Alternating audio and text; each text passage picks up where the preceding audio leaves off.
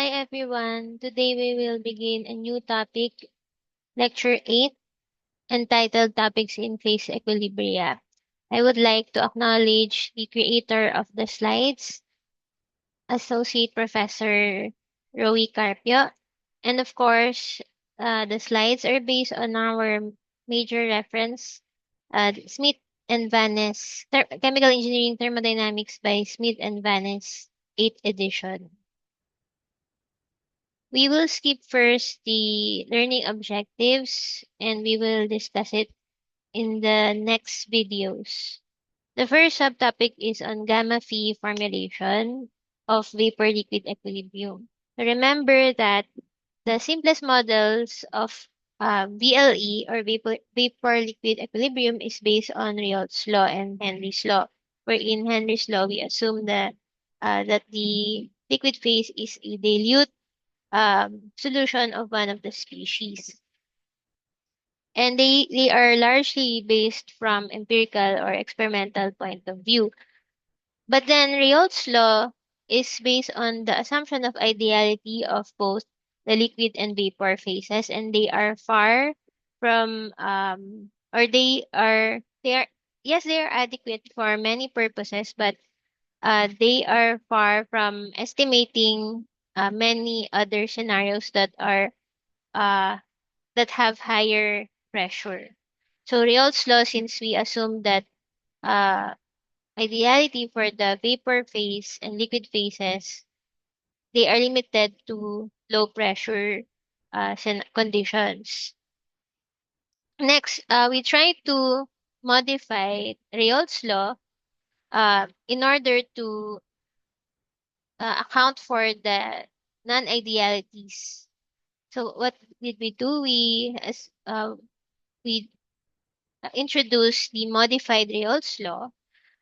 And in the modified Reynolds law, so this is the Reynolds law, but we have an activity coefficient. And again, what is the activity coefficient? Gamma sub I. It accounts for the non-idealities. And it accounts, so for example, it will depend on the interaction between the like and the unlike molecules in the liquid phase. We already discussed this in lecture 6. Okay. So by the way, lecture 8 is actually a continuation of lecture 6, but here we will extend the discussion not just for VLE but also for liquid-liquid equilibrium and also vapor liquid-liquid equilibrium. Okay. But you have to have a strong foundation of lecture 6 in order to understand lecture 8. All right. So going back to the modified Reynolds law, yes, it accounts for the non-idealities in the liquid phase. But here, as you can see, we still assume that the vapor phase is ideal. Okay, so even if we have accounting for non-idealities in the liquid phase, the vapor phase is still assumed to be ideal, and this would be a problem if we have non-ideal conditions. And that's why we introduce another model, the gamma phi formulation. So the gamma phi formulation of vapor liquid equilibrium accounts for both the liquid and vapor non-idealities. And we begin by first, we derive the gamma phi formulation by first um, going back to fugacity. Okay, so to the fugacity, so we can express the vapor and liquid fugacities in solution. So for vapor, it's the product of the mole fraction in the vapor phase of species I multiplied by its fugacity coefficient in the vapor phase in solution and the given pressure. On the other hand, for the liquid phase, it's the fugacity is equal to the product of the mole fraction times the activity coefficient and the pure species fugacity. Okay. So the hat here again means that they are in solution. And remember the criteria for equilibrium, the fugacities in solution in the liquid and vapor phases have to be equal. So we can equate equation 1 and 2, and this gives rise to equation 3. Um, Now recall, do you still remember this equation from lecture 4? Okay, so we go back to lecture 4. Okay, so remember when we tried to derive the fugacity of a pure liquid, we began with this equation and then um, we ended up with this final equation wherein we have this quantity right here, the exponential of this quantity is called the pointing factor or the a correction factor, right? Pointing factor or pointing correction. Now, we recall that equation, the fugacity of a pure species, liquid species, okay, F sub IL. Um, okay. Now we again recall equation 2 and equation 4. We combine those two. So this one, by replacing F sub IL with this uh, right-hand side term. Okay, so we replace that. We plug it into this equation 2 and then um, simplifying, okay, we get the gamma V formulation. Okay, so this is now the gamma V formulation. And what do you notice?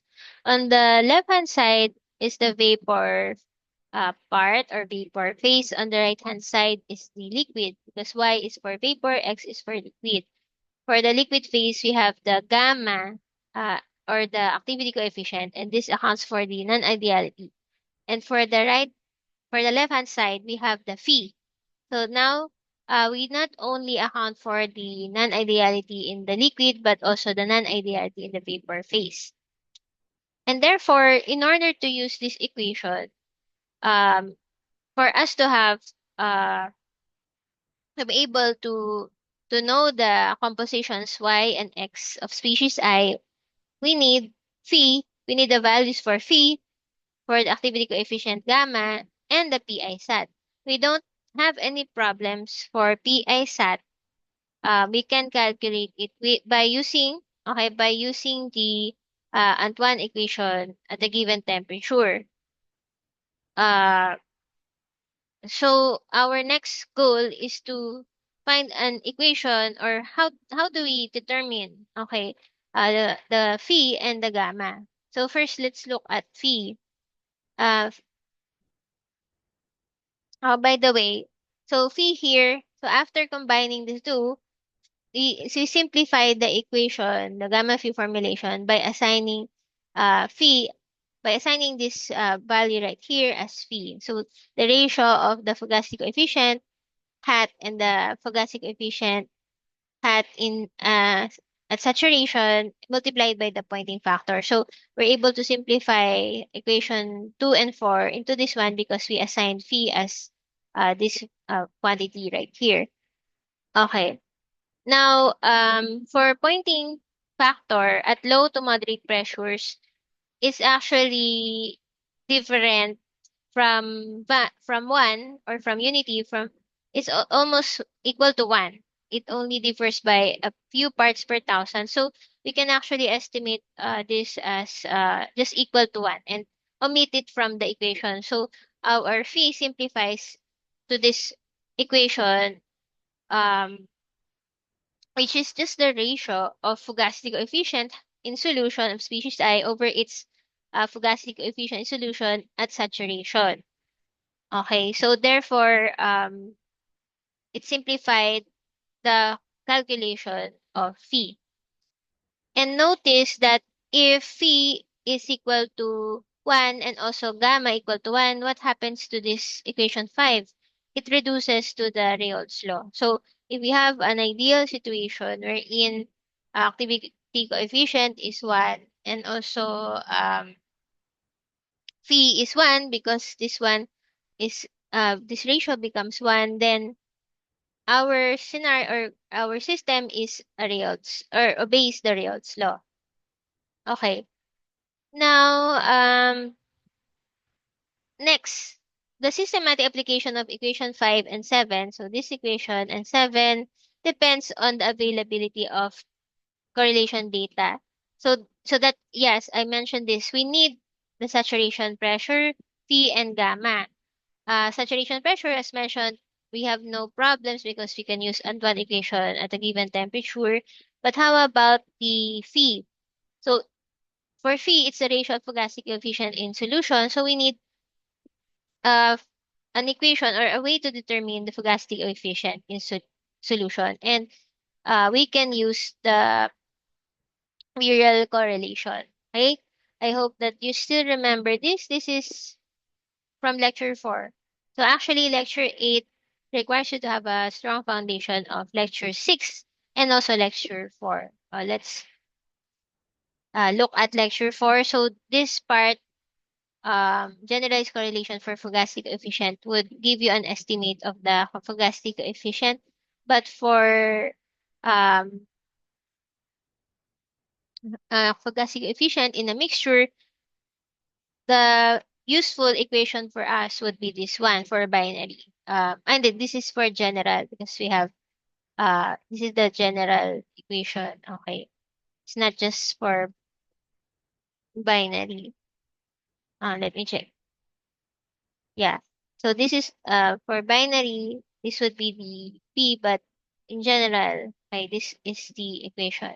And this gives us the fugacity coefficient in solution, okay, uh, equation. So we're able to determine this one, right? Right from there. So in the slides, we also put the other equations that you need to be able to solve uh, Fugasti hat. Okay, so what are those? You have the delta, okay, and we need the B value and also B. The wherein B sub kk and B sub I are pure species virial coefficient. So B is the virial coefficient. So I hope you still recall that. And then for what about the fugacity coefficient and saturation? Okay, because phi is a ratio of that, we also need an equation for the uh, fugacity coefficient hat at saturation. We can simply use equation 13. Okay, now combining equation 13, 7, 9, and 13, then we get a final equation for phi. So this is how we are able to solve phi.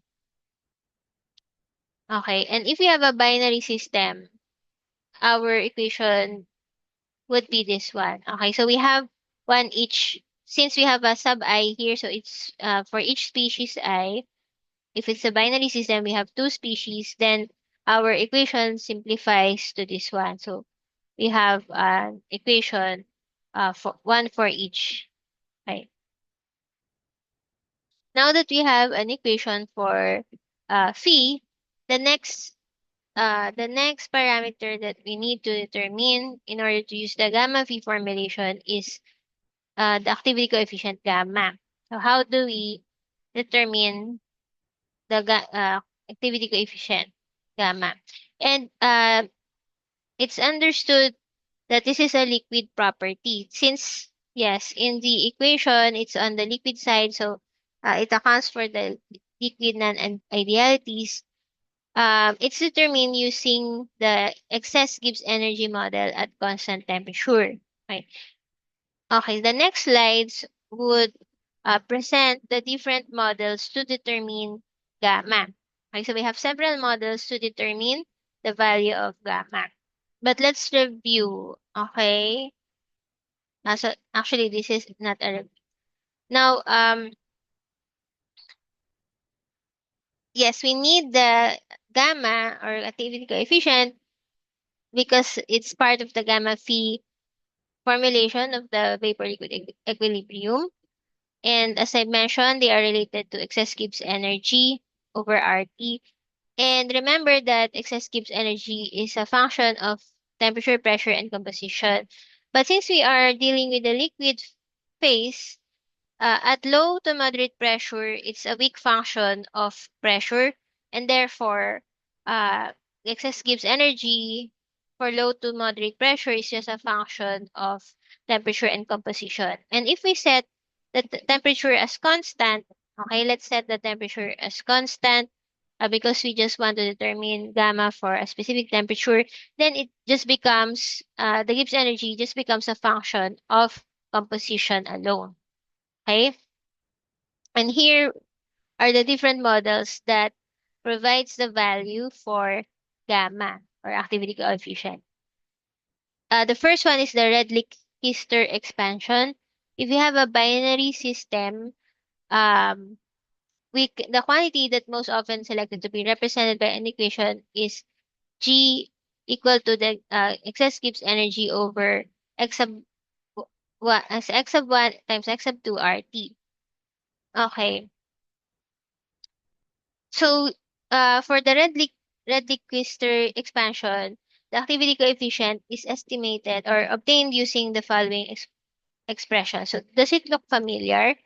It does because when we are solving problems in lecture 6 um, on modified Reolt's law, we usually give the equation for calculating gamma, and it usually is in this format. Okay, in this format. So you just have one parameter, and this is a one parameter model, one parameter A naught. Okay, so for ln gamma 1, for species 1, it's A naught multiplied by the square of the composition x2. And it's the opposite for species 2. Okay? What is A naught? A naught is the infinite dilution values of activity coefficients. So, what we mean by infinite dilution? It means that A naught would be the gamma or would be the ln gamma when species 1 is, sorry about that, when species 1 is in infinite dilution. Okay? And also when it's the value ln of gamma sub 2 when species 2 is infinite dilution. That represents A naught in the equation. Okay. So we usually in problems in lecture 6 we usually give the value of A naught.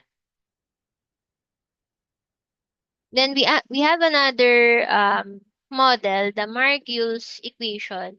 It's a two-parameter truncation, and it gives an alternative equation from the Redlich-Kister expansion. And this is what the Margulis equation looks like. What do you notice? You have A12 and A21. For these two parameter formulations, okay? So notice that we have one for species 1 and species 2, and notice that we have two parameters, A12 and A21, which are different. So they are different because A12 is the infinite dilution when species 1 is very dilute. Okay. So that represents A12. It's the ln of the activity coefficient of species 1 at infinite dilution. So it means species 1 is very dilute. On the other hand, A21 is the ln of the activity coefficient of species 2 when species 2 is very dilute. Okay? In contrast with the Redlich-Quistor, it's just one parameter, so the A naught is the uh, equal infinite dilution of the natural log of the activity coefficient. So Margulis is a two-parameter, A12 and A21. Next, we have the Van Laar equations. It's another well-known equation. Results when the reciprocal expression is express a linear function of x sub 1. So these descriptions actually just describes how these equations were derived. So imagine that they are from graphs. Okay. And that's how they were able to derive this equation. And the format now is that we have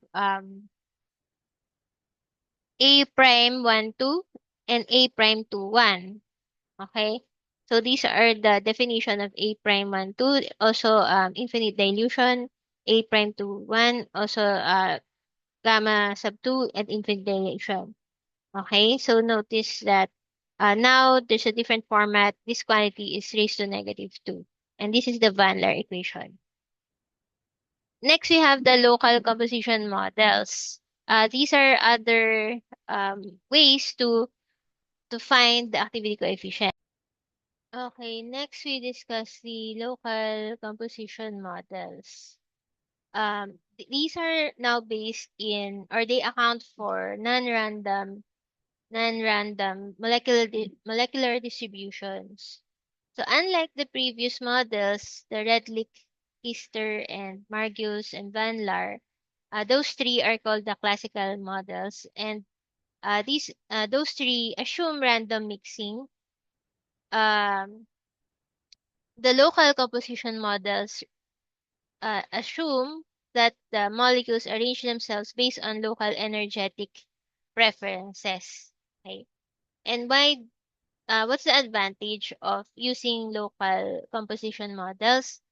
They are more accurate because they capture microscopic non-randomness, and therefore they are better than classical models, and that they are also able to describe azeotropes, immiscibility, temperature-dependent phase behavior. So, however, we can still use the classical models, uh, although they are the earliest and simplest approaches for predicting the activity coefficients. Uh, they have the advantage of being simple. Okay, so that's their advantage. And also, remember that these classical models, as discussed before, they are based on the gives energy. Okay, gives energy, or rather the based on empirical expressions for the excess gives free energy. For our purposes, for local composition models, we will only discuss Wilson and the NRTL equation. For the UNIQUAC and UNIFAC methods, you can refer to Appendix G. Okay, so first the Wilson equation, it's given by these equations, and then the meaning of, so by the way, this uh, symbol right here is capital letter lambda, so it's lambda. And the lambda are given by these infinite dilution equations. Okay. For the NRTL, now we have tau. So these are the equations, but now we have tau in the equation. And what is the description of these new parameters? For Wilson equation, lambda are adjustable parameters. Lambda 1, 2, and lambda 2, 1 are adjustable parameters related to interaction energies. On the other hand, for NRTL equation, tau represents the energy interaction parameter, which is a measure of difference in interaction energy between like and unlike molecules, and alpha is the non-randomness parameter. Alright, so those are the meanings of the parameters for each model. And we also have for NRTL the um, relation of the activity coefficient with the parameters tau and alpha. Alright. In the next slides, we will describe the iterative calculations for dew point and bubble point pressure, or dew point, bubble point P calculations using the gamma phi formulation. It's quite similar in approach when we did the dew P and bubble P calculations using Rayott's and modified Rayott's law. But it's a bit more complicated because of we have phi. Okay, so before in Rayo's law we did not have phi and gamma. In modified Rayo's law we introduced gamma, and that introduced a little bit more complication than the iterative Rayo's law. But now since we have phi, it requires all of the calculations, dew point and bubble point P, to have an iteration. So again, phi is a function of temperature, pressure, and composition. Gamma is a function of temperature and composition. If we assume that for moderate pressures, gamma or activity coefficient is independent of pressure. So obviously, there's an iteration is required. Um, for example, a bubble P calculation is required. Iteration is required to calculate y and p. Uh, re because they require values of phi which is dependent on y sub I. Okay. Let us move to the next slide. We have first we will derive some equations that are relevant for the iteration. Okay. We begin with the gamma phi formulation, but in equation 35, we isolate y sub I on the left hand side of the equation, and on the right, equation 36, we isolate x sub I. Okay, so this is from the gamma phi formulation. Let me go back to that here. Okay, so we simply isolate the compositions for vapor and liquid on the left hand side of the equation. And if we take the sum of all this mole fraction of each species in the vapor, it is equal to 1. And on the right hand side, we put a summation sign, and we do the same for equation 36. When we sum all the fractions in the liquid phase, then it's just equal to 1, then we need to put a summation sign. And then we isolate pressure on one hand side of the equation. Here, we isolate that there. And therefore, we have these equations in the orange boxes that are relevant for our iteration. Now, in the book, there is a diagram, and notice that these equations also have two names. So the blue name would refer to its name in the book. Okay, so the red name is the name on the slide, but in the diagram, it's described because this is a screenshot from the book. It's described by the equation number in the book. So let's begin. Let's try to analyze bubble P calculation. So in bubble P calculation, we're given temperature and x. Okay, so temperature and x sub I. Okay, temperature and x sub I. We initialize phi as 1. The first step is to calculate the PSAT and the uh, activity coefficient gamma. We calculate pressure using equation 14.10. Okay. Equation 14.10. Okay. So after determining phi and gamma, we use that to calculate the pressure. And since we have 14.10, I'm sorry, this one. Okay, since we're given x sub I in the problem, so we calculated gamma and phi, and x sub I is given. Pi sat is can be calculated because temperature is given, so this can be calculated using Antoine equation. Then we're able to calculate for P. Okay. We calculate a new y sub I. Okay, we calculate y sub I using equation 14.8. This one. So now we have P, we can calculate for y sub I, and we can evaluate a new phi.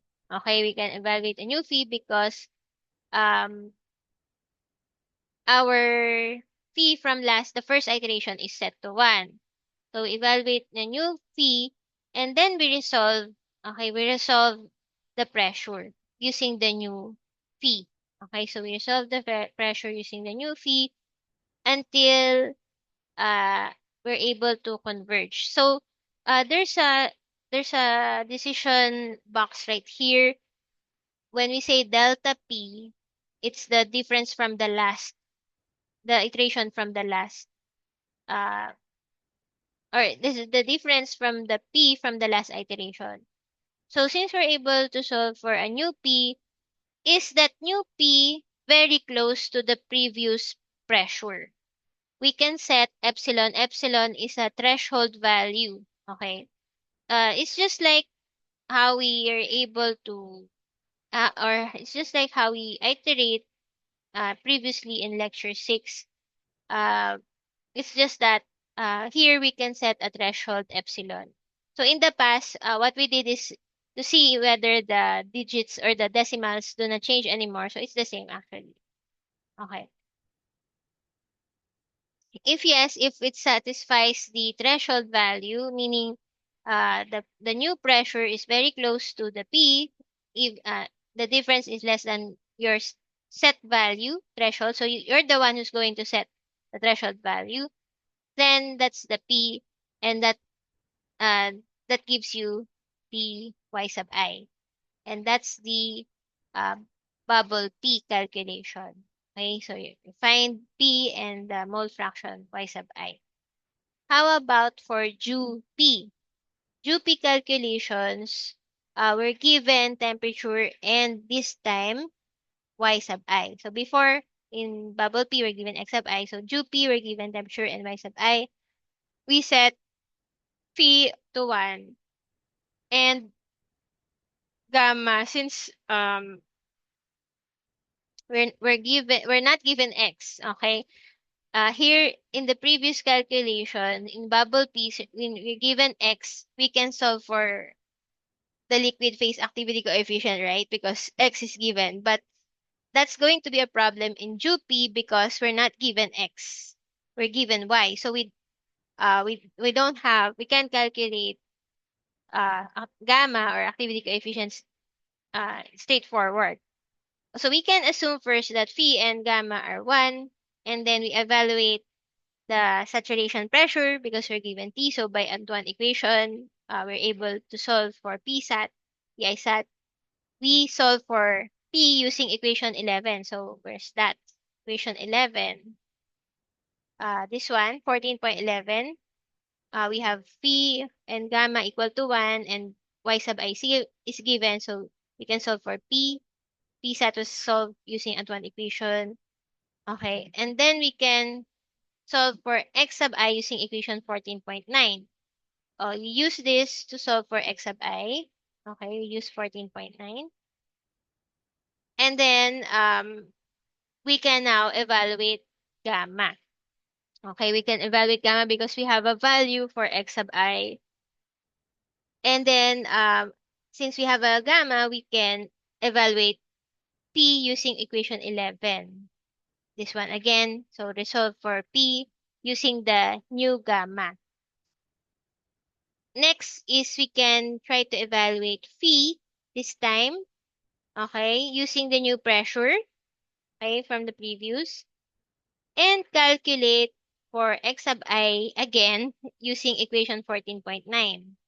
Okay, so using the new P and new phi, okay, new pressure and new fugacity or phi ratio of fugacity coefficient with the saturation pressure, we try to get the new x sub I and then evaluate again gamma sub I. Okay, we evaluate. So this time, okay, this time, um, there are two decision boxes. The first decision box is for gamma.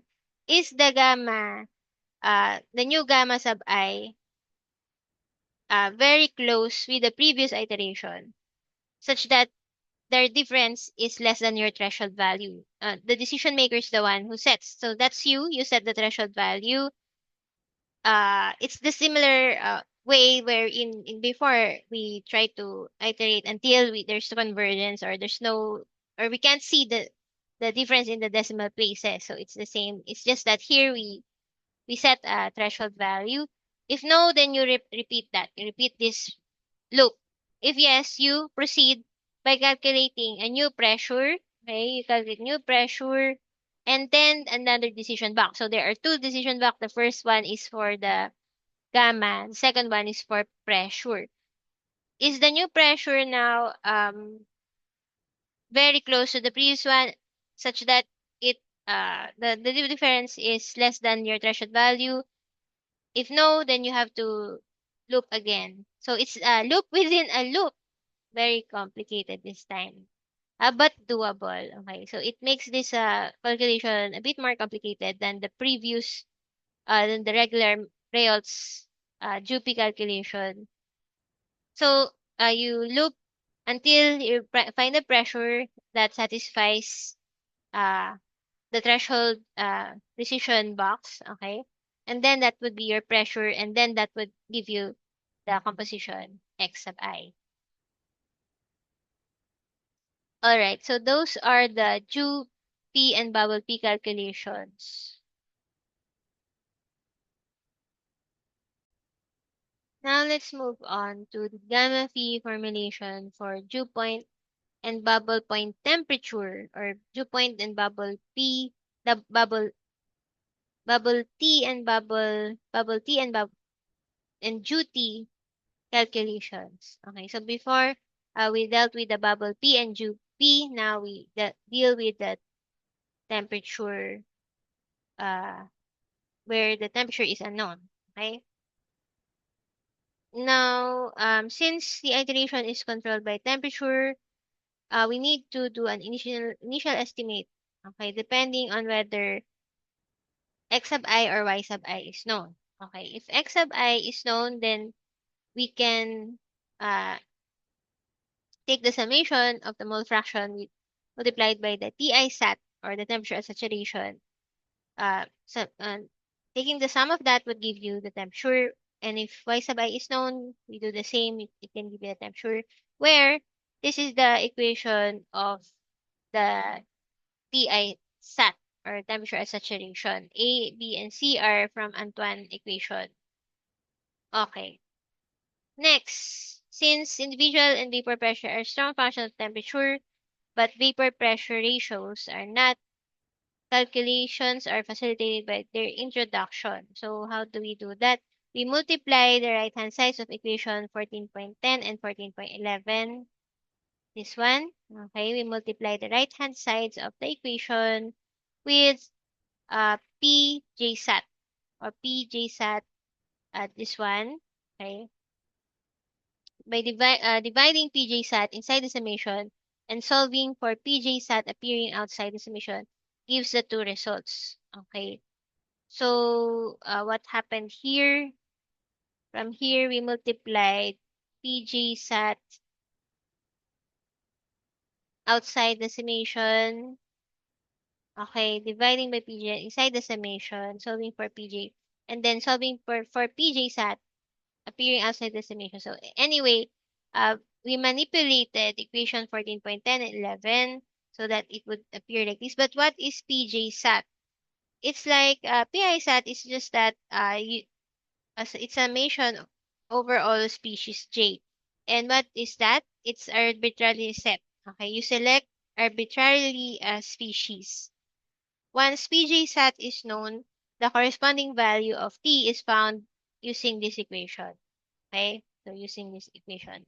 But to clarify that procedure, let's discuss or analyze the bubble T and dew T calculations. First, the bubble T. So in the bubble T calculation, we are given the pressure and X sub I. Okay? Now we first initialize phi as 1. Okay, we initialize phi as 1. And we calculate Ti sat by equation 14.16. There's a typo error. This should be 14.12. This one. Okay. 14.12. We calculate Ti sat. Okay, next. After calculating Ti sat, we calculate T. How? Using this. Okay, when we take the sum of Ti sat and X sub I sat, then this is for all the species. When we take the sum of that for over all the species, we get the temperature. Now that we have the temperature, we can use the Antoine equation. And also, since temperature is known and also x sub I is given, we can calculate for the activity coefficient, gamma sub I. And then we identify species J. Again, this is arbitrarily set or selected. Next, we calculate PJ sat by equation 14.13. Okay? What is equation 14.13? This one. Since we have x sub I, these are all, and then phi, the initial value for phi is 1. Gamma I was calculated previously. Okay, so we're able to calculate for PG sat. And then we calculate for temperature using equation 14.15 since we have PG sat. Next, after that, we evaluate PI sat. Okay, so again, since species J is arbitrarily set, it can be species 1 or species 2, but that's fixed. But for PI sat, we do that. PI is uh for both species. Okay. Next, y sub I, we calculate y sub I using equation 14.8. Okay. 14.8, we calculate y sub I, and then uh again that's the for the species. If this is a binary system, then that's for species 1 and 2. Then we using the new parameters, we evaluate a new phi, we evaluate a new gamma sub I, uh, and then we recalculate p sub j sat, a new one, using the same equation 14.13, and we repeat calculating for equation for a new t using equation 14.15. And what is our decision box here? If the new temperature is very close to the previous one, as such that it satisfies the threshold set, then that's your new t, and that would give you the y sub I. Otherwise, you loop. You loop. You loop here. Okay. So that is your bubble T calculation. For the Ju T calculation, here need neither temperature or xi is known, and the iteration scheme is here. So let's see. The given is pressure and y sub I. This is Ju T. Since x sub I is known, we can calculate gamma or activity coefficient. So we initialize them phi as 1 and also gamma as 1. We calculate T sub I sat using equation 14.12 right here. Okay, 14.12. And then we calculate for T. We know this. If we take the sum, yes, that would give you the temperature. The summation of the mole fraction multiplied by the Ti sat in sum for all the species. That would be the T. Calculate for Pi sat. Then you arbitrarily set a species J. You calculate for PJ sat using equation 14.14. You calculate for T using equation 14.15. Evaluate a new P. This is the first time uh, second time. You evaluate a new PI sat and a new P. And you calculate X sub I using equation 14.9. So I'm not going to go back. And you calculate for the new gamma sub I and calculate for the new PJ sat.